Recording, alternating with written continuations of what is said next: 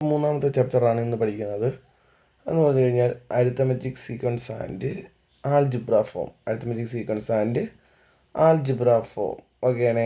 അല്ലെങ്കിൽ എന്താണ് സമാന്തര ശ്രേണിയും ബീജഗണിത രൂപവും. ഈ ചാപ്റ്ററാണ് പഠിക്കുന്നത്. അപ്പോൾ നമ്മൾ ഒന്നാമത്തെ ചാപ്റ്ററിൽ പഠിക്കുന്നത് ഈ പറയുന്ന അരിത്തമെറ്റിക് സീക്വൻസ് അഥവാ സമാന്തര ശ്രേണിയെ സംബന്ധിച്ചാണ് പഠിക്കുന്നത്. ആ സമാന്തര ശ്രേണിയുടെ ബീജഗണിത രൂപം അല്ലെങ്കിൽ ആൽജിബ്ര ഫോം കണ്ടുപിടിക്കുന്നതാണ് ഇത് മെയിനായിട്ട് നമ്മുടെ ഈ മൂന്നാമത്തെ ചാപ്റ്ററിൽ. ഒരു ഉദാഹരണം പറയുവാണെങ്കിൽ ഞാൻ ഒരു സമാന്തര ശ്രേണി എഴുതുവാണ്. ഇപ്പം 3, 6, 9, 12 എക്സെട്ര എന്ന് പറയുന്ന ഒരു സമാന്തര ശ്രേണി. ഓക്കെ, അപ്പോൾ ഈ സമാന്തര ശ്രേണിയിലെ പദങ്ങളാണ് ഏത്? ഈ പറയുന്ന 3, 6, 9 അല്ലേ? അപ്പം ടേമുകൾ അല്ലെങ്കിൽ പദങ്ങളാണ് ഏത്? 3, 6, 9, 12. ആ പദങ്ങളുടെ സ്ഥാനം ഓക്കെയാണ്. സ്ഥാനം അല്ലെങ്കിൽ നമ്മൾ പൊസിഷൻ എന്ന് പറയും അല്ലേ? അപ്പോൾ നോക്കടാ, ഫസ്റ്റ് പൊസിഷനിലുള്ള സംഖ്യയാണ് 3, സെക്കൻഡ് പൊസിഷനിലുള്ള സംഖ്യയാണ് 6, തേർഡ് പൊസിഷനിലുള്ളതാണ് 9, ഫോർത്ത് പൊസിഷനിലുള്ളതാണ് ഇത് 12. അപ്പോൾ ഈ കാര്യങ്ങളൊക്കെ ഓക്കെയാണ്. അപ്പോൾ നമ്മളടുത്ത് പറയാണ് ഈ സമാന്തര ശ്രേണിയുടെ ഫസ്റ്റ് പൊസിഷനിൽ ടൈം ഏത് എന്ന് ചോദിച്ചു കഴിഞ്ഞാൽ, അപ്പോൾ എത്രാമത്തെ പൊസിഷനിലാണ്? ഫസ്റ്റ് പൊസിഷൻ, അതായത് ഒന്നാം സ്ഥാനം. അപ്പോൾ ഒന്നാം സ്ഥാനം അതിൻ്റെ കൂടെ ഞാൻ 3 ഗുണിച്ചു. ഓക്കെ, അപ്പോൾ നമുക്ക് കിട്ടിയ ഉത്തരം 3. ഇനി സെക്കൻഡ് പൊസിഷനിലെ ടൈം ചോദിച്ചു കഴിഞ്ഞാൽ ഞാൻ സെക്കൻഡ് സ്ഥാനം അതായത് സെക്കൻഡ് പൊസിഷനെ ഗുണം 3, 6 കിട്ടി. ഞാൻ മൂന്നാമത്തെ പൊസിഷനിലെ ടൈം കണ്ടുപിടിക്കാൻ പറയുമ്പോൾ അവിടെ മൂന്നാമത്തെ സ്ഥാനം ഗുണം 3 എത്ര? 9 കിട്ടി. നാലാമത്തെ പൊസിഷനിലെ ടൈം കണ്ടുപിടിക്കാൻ പറഞ്ഞാൽ നാലാമത്തെ സ്ഥാനമല്ലേ? അപ്പം നാലാമത്തെ സ്ഥാനം ഗുണം 3 എത്ര? 12 കിട്ടി.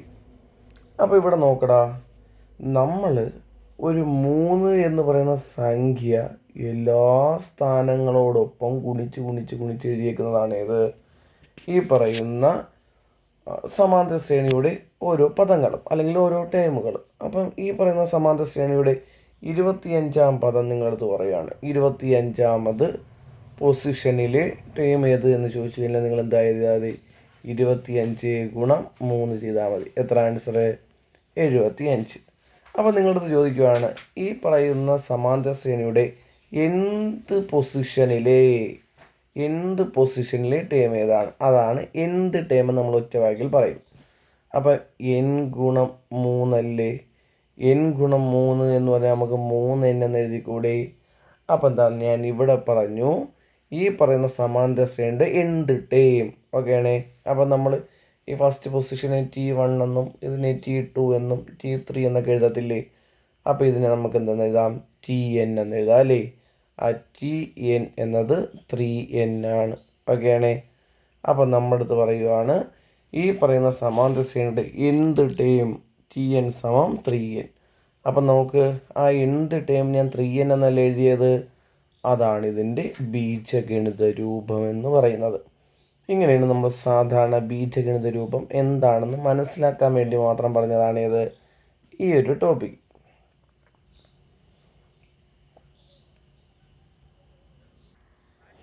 ഇനി നമ്മുടെ ചാപ്റ്ററിലോട്ട് കിടക്കുകയാണ്. അപ്പോൾ നമ്മുടെ ചാപ്റ്ററിൽ എന്താണ്?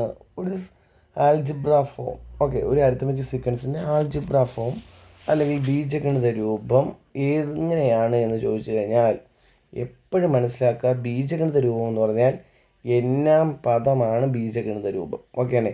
അപ്പോൾ എന്നാം പദമാണ് എന്ത്? ബീജഗണിത രൂപം. ഇവിടെ an + b എന്നാണ് എന്ത്? ഒരു അരിത്തമെറ്റിക് സീക്വൻസിൻ്റെ ബീജഗണിത രൂപം നമുക്ക് തന്നേക്കുന്നത്. അപ്പം എന്താ നോക്കിക്കോണോടാ, എന്താണ് ഈ പറയുന്ന എയും ബിയും എന്ന് ചോദിച്ചു കഴിഞ്ഞാൽ അപ്പോൾ നമ്മൾ പറയുന്നത് എന്താണ്? വേറെ a and b R specific numbers, ഒരു നിശ്ചിത സംഖ്യകളാണെന്ന് പറയുന്നു. നമുക്ക് ഒരു അരിത്തമെറ്റിക് സീക്വൻസ് എന്ന് പറഞ്ഞാൽ തന്നെ നമ്മൾ ആദ്യം നോക്കുന്ന ആരാണ്? ഡി ആണ് നോക്കുന്നത് അല്ലേ? അതായത് പൊതുവ്യത്യാസം നോക്കുമ്പോഴാണ് അരിത്തമെറ്റിക് സീക്വൻസ് ആണോ അല്ലേ എന്ന് മനസ്സിലാവുന്നത്.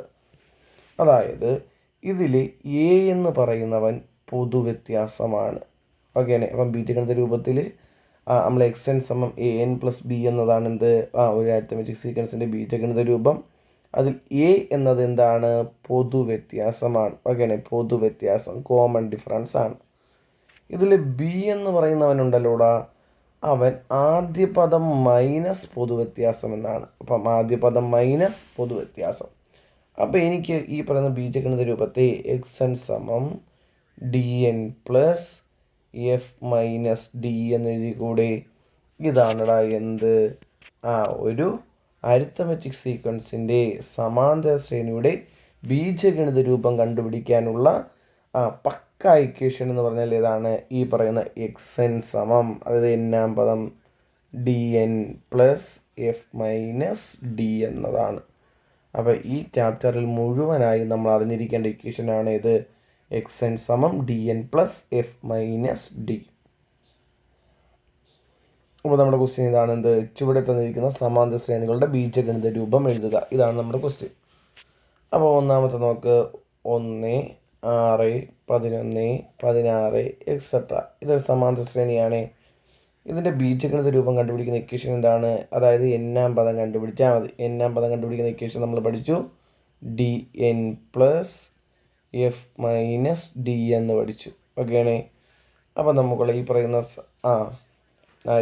അരിത്തമെറ്റിക് സീക്വൻസിൽ ഡി എന്ന് പറഞ്ഞാൽ ആരാണ്? 6 - 1 5 അല്ലേ? എഫ് ഫസ്റ്റ് ടൈം എന്ന് പറയുന്നത് ഇതാണ് 1. അത് നമ്മൾ ഇതിലോട്ട് ഇട്ട് കൊടുത്താൽ മതി. അപ്പോൾ എക്സ് എൻ സമം 5n പ്ലസ് എത്ര? എഫ് എന്ന് പറഞ്ഞാൽ എത്ര? First time 1 - D 5. Okay, which is equal to 5n plus 1 - 5 -4 സമം 5n - 4. ഇതാണ് എന്താടാ ഇതിൻ്റെ ബീജഗണിത രൂപം. ഇനി രണ്ടാമത്തെ ക്വസ്റ്റ്യൻ, 2, 7, 12, 17 ഇതിൻ്റെ ബീജഗണിത രൂപം സെയിം നിങ്ങൾ ഇതുപോലെ എടുത്തത്. എക്സ് എൻ സമം D N plus F minus D. ഇതിൽ ഡി എന്ന് പറഞ്ഞാൽ 7 - 2 എത്ര? 5. എഫ് എന്ന് പറഞ്ഞാൽ ഫസ്റ്റ് ടൈം ആദ്യ പദം, അത്രയേ ഉള്ളൂ. ഫസ്റ്റ് ടൈം ആദ്യ പദം, അത് ഇതിൽ തന്നെ കിടപ്പുണ്ട്. ഇത് 2. ഇങ്ങനെ ക്വസ്റ്റ്യൻ തന്നാൽ നമുക്ക് സിമ്പിളായിട്ട് ചെയ്യാവുന്നതേ ഉള്ളൂ കേട്ടോ. അപ്പോൾ ഇവിടെ എക്സ് എൻ സമം എന്നാം പദം, ഡിക്ക് പകരം എത്ര? 5.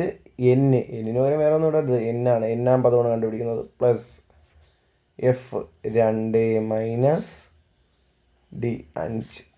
ഓക്കെയാണേ. ഇതിരിക്കുന്നു 5n പ്ലസ് -3 എന്ന് വരും. 2 - 5 -3 ആണേ.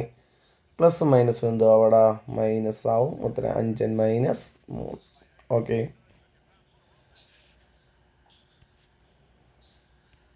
ഇനി മൂന്നാമത്തെ ക്വസ്റ്റ്യനാണ്.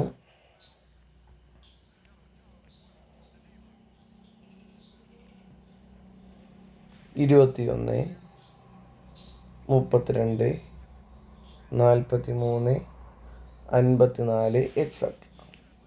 ഇതുപോലെ തന്നെ എക്സ് എൻ സമം D N plus F minus D. അപ്പം ഡി എത്ര? ഡി കണ്ടുപിടിക്കാൻ പറഞ്ഞാൽ 32 - 21 എത്ര? 11. അപ്പം ഡി പൊതുവ്യത്യാസം എത്രയെന്ന് കിട്ടിയടാ? 11 ഇത് ഇതിൻ്റെ പൊതുവ്യത്യാസം കിട്ടിയത്. ഫസ്റ്റ് ടൈം ഏതാണ്? അത് 21. ഇത്ര എഴുതിക്കോണം കേട്ടോ. കാരണം ഇങ്ങനെ എടുത്തെഴുതി കഴിഞ്ഞാൽ നമ്മൾ എന്താണ് പെട്ടെന്ന് പഠിക്കോടാ. ഡി എന്ന് പറഞ്ഞു കഴിഞ്ഞാൽ 11n plus F 21 - D 11 plus എത്ര? 10. ഉത്തരം കിട്ടി.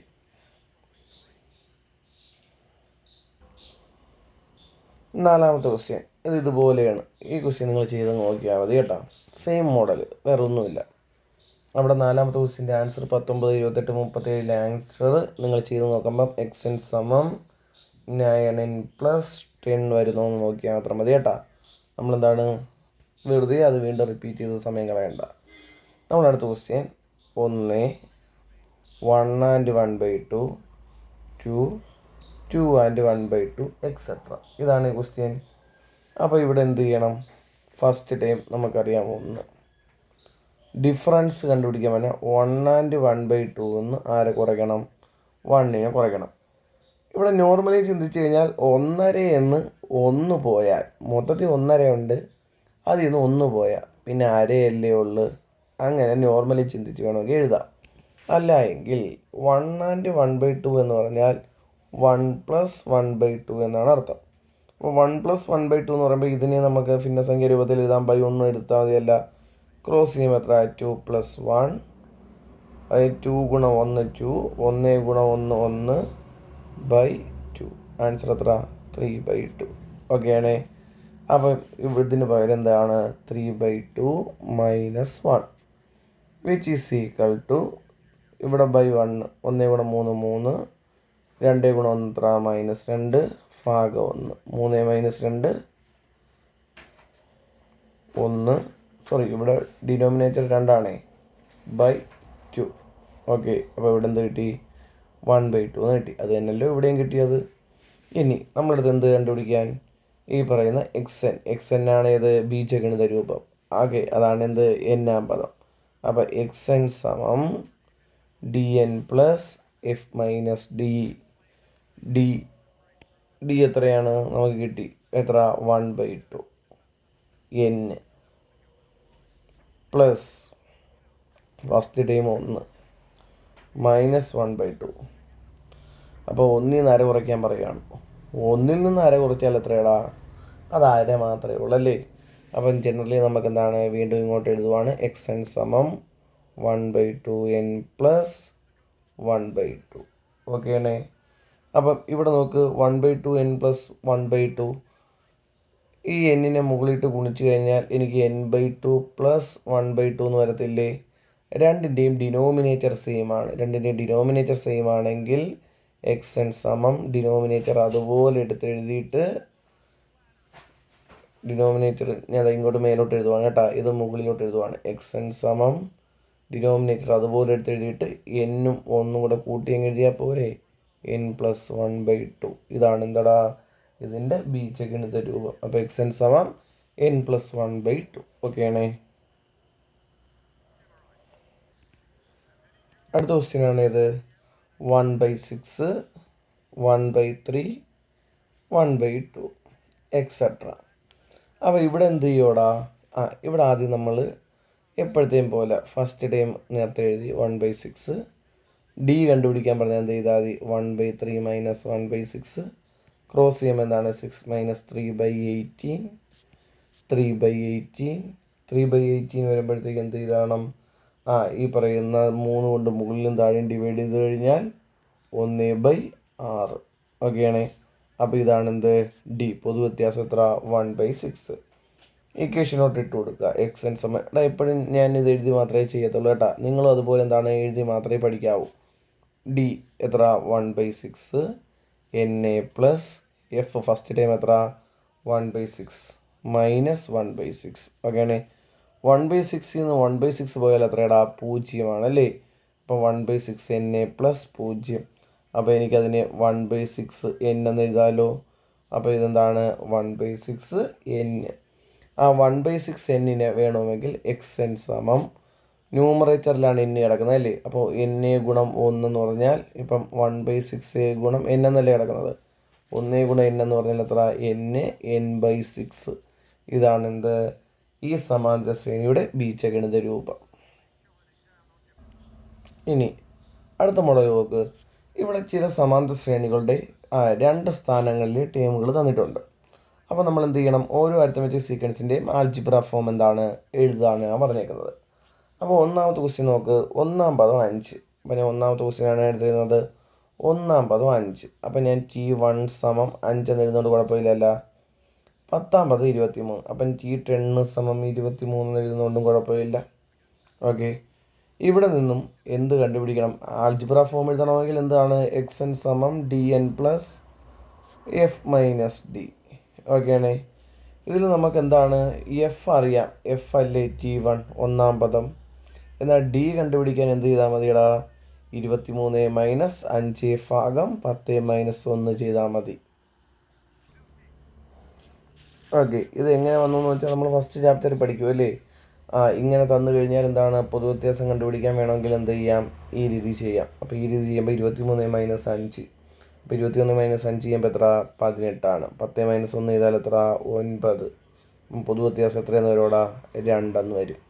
നിങ്ങൾ പരീക്ഷ എഴുതുന്ന സമയത്ത് ഇങ്ങനെ ഡയറക്റ്റ് ഇങ്ങനെ എഴുതി ചെയ്താൽ മതി കേട്ടോ. അല്ലാതെ എന്താണ് ഇക്വേഷൻ ഒന്നും ഇട്ടൊന്നും ചെയ്യാൻ വേണ്ടി ഇരിക്കേണ്ട കേട്ടോ.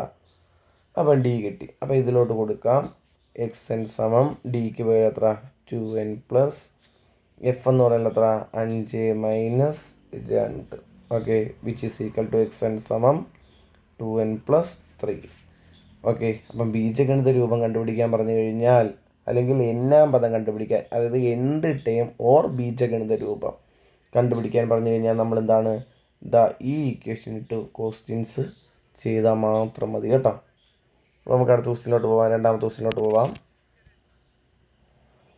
രണ്ടാമത്തെ ക്വസ്റ്റ്യൻ എന്താണ്? ഇവിടെ ഒന്നാം പദം തന്നേക്കുവാണ് അല്ലേ. അപ്പം T1 എത്ര 5, ഏഴാം പദം 23. ഇതിൽ നിന്ന് പൊതുവ്യത്യാസം ഡി കണ്ടുപിടിക്കാൻ പറഞ്ഞാൽ ഇവിടുത്തെ ന്യൂമറേറ്ററിൽ ടേമുകൾ തമ്മിലുള്ള ഡിഫറൻസ് കണ്ടുപിടിക്കണം, ഡിനോമിനേറ്ററിൽ പൊസിഷനുകൾ തമ്മിലുള്ള ഡിഫറൻസ് കണ്ടുപിടിക്കണം.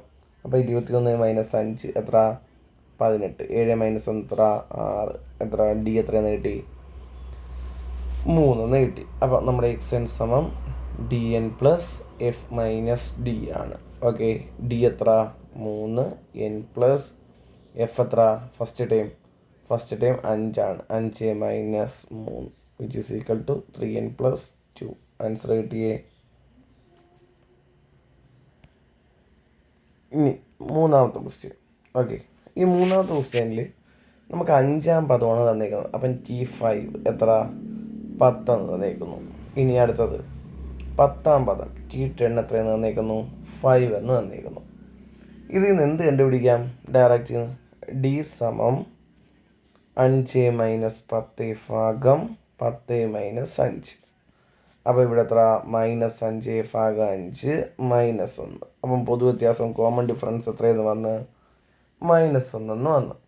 അപ്പം നമുക്ക് ഈ പറയുന്ന ആൾജിബ്ര ഫോം കണ്ടുപിടിക്കണമെങ്കിൽ ആര് വേണം? ഫസ്റ്റ് ടൈം വേണം. അപ്പോൾ നമുക്ക് എന്തറിയാടാ? അഞ്ചാം പദം അറിയാം. ഓക്കെ, ഒന്നാം പദം കണ്ടുപിടിക്കണ്ടേ? ഒന്നാം പദം കണ്ടുപിടിക്കാൻ അഞ്ചാം പദത്തിൽ നിന്നും 4 തവണ പൊതുവ്യത്യാസം കുറച്ചാൽ പോരെ. അപ്പം അഞ്ചാം പദം ഏത് 10 ആണ്. -4 ഗുണം -1 10, 4 ഗുണം -1 -4. അപ്പം മൈനസ് എന്താവൂടാ പ്ലസ് ആവും. അപ്പം +4. അപ്പം ആൻസർ എത്രയെന്ന് വരും 14 എന്ന് വരും. അപ്പം ഒന്നാമത്തെ പദം ഏത് വന്നു 14 എന്ന് കിട്ടിയല്ല. ഇനി നമ്മുടെ ഇക്വേഷനിലോട്ട് അങ്ങോട്ട് അപ്ലൈ ചെയ്യുക. എക്സ് എൻ സമം D N plus F minus D. D എത്ര -1 ഗുണം എൻ എ പ്ലസ് എഫ് എത്ര ഫസ്റ്റ് ടൈം 14 -1. അപ്പോൾ അടുത്തടുത്തൊക്കെ 2 -1 നമ്മളെന്താണ് ഒരു ബ്രാക്കറ്റ് ഇട്ടൊക്കെ എന്താണ് സെപ്പറേറ്റ് ചെയ്തോണം കേട്ടോ.